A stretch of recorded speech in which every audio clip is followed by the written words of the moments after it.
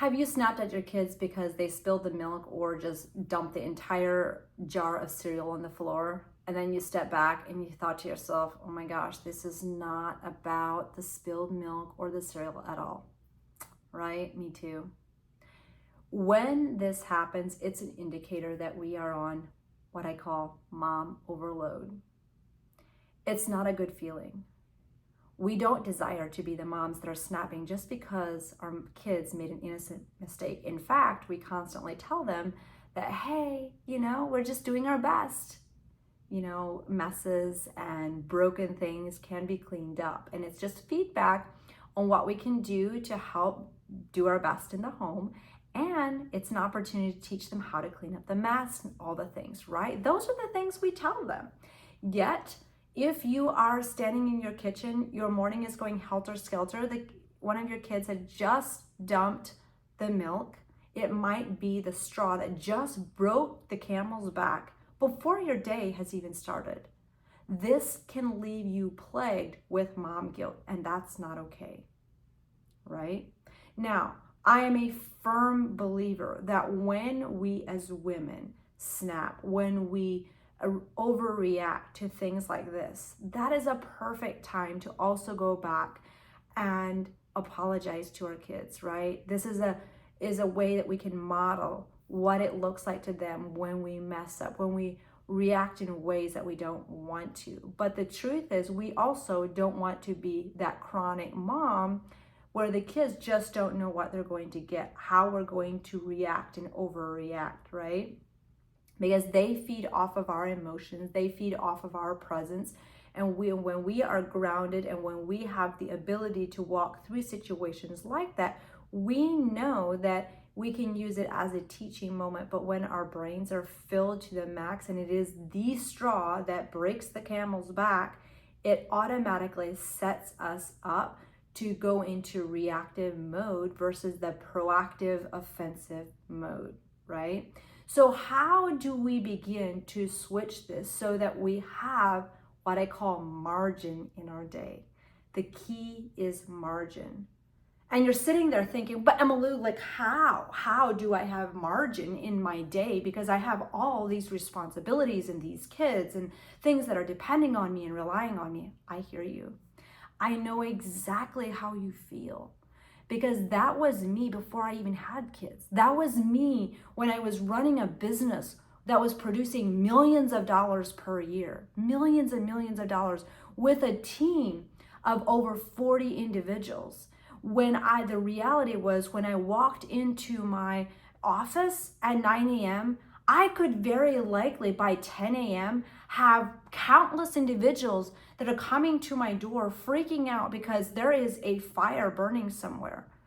This is where, as a CEO in a company, you come to the realization that if I do not build some margin in my day, and if I don't learn how to walk my schedule and my responsibilities out, I am constantly going to be in reactive mode, snap at my team, snap at my employees, and not be in a place where I can lead them and respond in ways that draws out the best in them, that helps them take ownership, helps them think through solutions. So it's not just all back on you, right?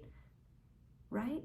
You can tell I'm passionate about this. So this is where in business, you can't be running at 110% over capacity and not have margin. So what do we do when this is getting returned back into the home where we as a family are running in over capacity? I love an example that a mentor of mine did where it's like you start pouring into a cup and there's just more and more and more. The cup starts overflowing. It has nowhere to go. It just spills over. This is where that overcapacity happens. So this is where we build margin. How do we build margin into our lives as women in the home? That's the question I asked myself before I even had kids, because I knew that if I wanted to continue to maintain what I had in business, I also had to have systems flanked in my home so that when I came home, when my husband and I came home from work, we had a place that we together had a home that was peaceful, that we were able to flow in relationship that we loved versus bickering about different things of the day or arguing about who did what and building resentment versus relationship, right?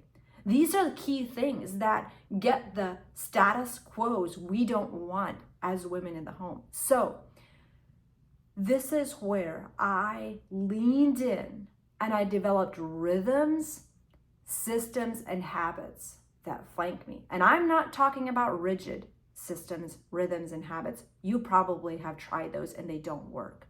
They feel like a prison. Now, anytime we are practicing something new, it can feel awkward and hard. Just like, when you're tying your shoes and you feel like you can't. I remember distinctly when I was a kid tying my shoes and I felt like I wasn't going to be able to do it. I had adults around me that were cheering me on. Yes, you can do this. You can learn the rhythm. You can learn how to tie your shoe. It was hard, but I persisted, and now I don't even think about it. The same thing happens in your home when you are flanked with rhythms that surround you and embrace you like a warm hug. They are rhythms that work on autopilot. They work without your brain really even realizing that it's happening. For example, right now, I have laundry happening upstairs in my laundry room, and by noon, I really won't remember that I did the laundry today. Here's why. Because it's such a minor blip in my day, because I have a very seamless system that flanks me in my home. And I'm not talking, I just do 1 or 2 batches. When I do laundry, there's at least 4 to 6 batches that are happening. How does that work? Women are baffled. They're like, how do you do 4 to 6 batches? And you're kind of like, it was a blip. I don't really even, it was not a concentrated effort. It was a flow in my home.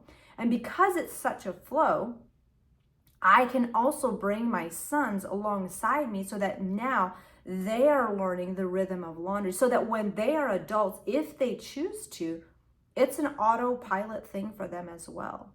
They don't need to learn that stuff, because ultimately what you and I are doing in the home is we are training and equipping the next generation to lead the uncommon life. We are raising the next leaders of homes, leaders of businesses, leaders of organizations, leaders of whatever they choose to do in life, whether it is small in the world's eyes or whether it is big in the world's eyes, it doesn't matter. But that is the responsibility that we have in our homes, and it starts with us. It starts with us leading ourselves. So my question for you is today, how can you build margin in your day as a mom, as a businesswoman, as an empowered woman in your home, to start creating a reality where you are empowered when the unexpected happens? Because here's, just like in business, there's unexpecteds that happen in the day-to-day. That is inevitable. And I don't walk around with a head in the sky thinking there's not something going to be happening in my day that's unexpected. Because the truth is, in my day today, there's laundry, we're going to the library, we're going to go pick up some groceries, we're going to do a farm pickup with getting some milk and some eggs. We're going to, this afternoon, I don't know what our afternoon looks like because I have margin. I have margin in my day, but we also have some individuals here for dinner. So I will be making some food. I will be doing some things like that. But here's what I know. There's going to be unexpecteds that happen in my day. It might be one of my kids is struggling emotionally. It might be that something completely goes off the rails with what we're planning on doing, right? And that's okay, because I have the brain and the bandwidth to walk through my day empowered, because I do not have 47 tabs open of like, oh my gosh, I need to clean my house yet. I need to do the laundry yet. I have meals that need to be cooked yet. I don't know what I'm going to be making. I don't know how we're going to squeeze this in yet. No, I don't have that, right? That only comes from margin. Now, so the question is, what can you do to add some margin into your world? You can, just piece it together, or if you are a person like I am and you like to shortcut it and you like to learn through courses and short video clips where I give you 10 to 15 minute videos that are sent to your inbox daily for 30 days, where you can do a foundational reset, This is what women in my world have been doing is they come into the 30-day reset, and this starts to set that foundational margin piece in their homes. I know you feel like you've tried everything, but here's the thing. This is different because it's not just giving you a meal plan. It's not just giving you a corner of a block your calendar off, and then, if your baby cries and it poops its pants before you go out the door, you're just, what do I do now, right? This is a foundational reset. If you want access to that, I'll add the link in the video below so you can get that, and I'll add a coupon code so you get a crazy amazing price on it. That is an amazing step. That is a step that I encourage you to do.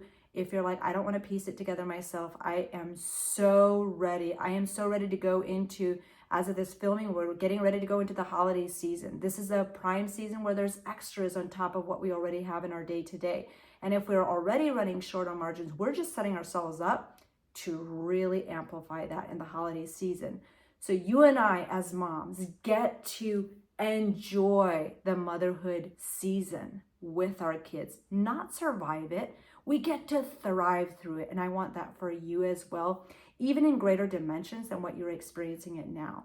And you can do it without the clutter and without the piles of dishes in the dishwasher, on the countertop. Unless you want that. If you want that, that's totally cool. But in my world, we equip women to live beyond that. Now, I am so grateful that you chose to join me on this episode today. If you have not liked and followed this account yet, make sure you do that so you don't miss out on upcoming episodes. And I love to hear from you. It would mean the world to me if you would take some time to write a comment below on what this episode did for you.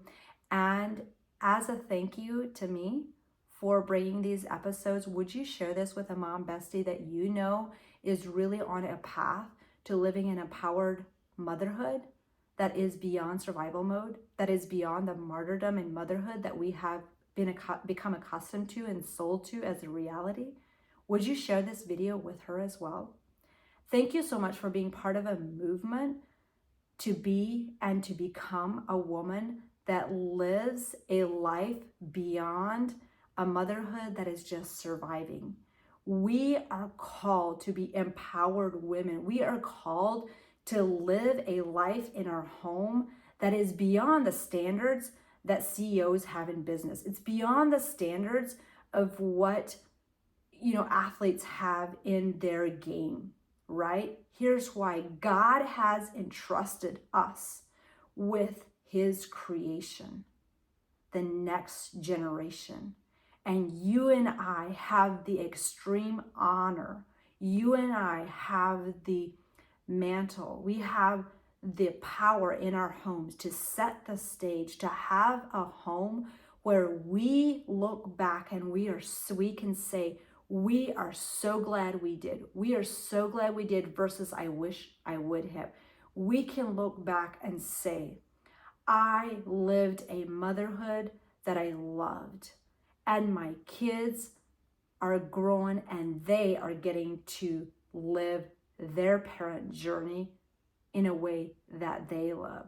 Thank you for being here. We'll see you next time.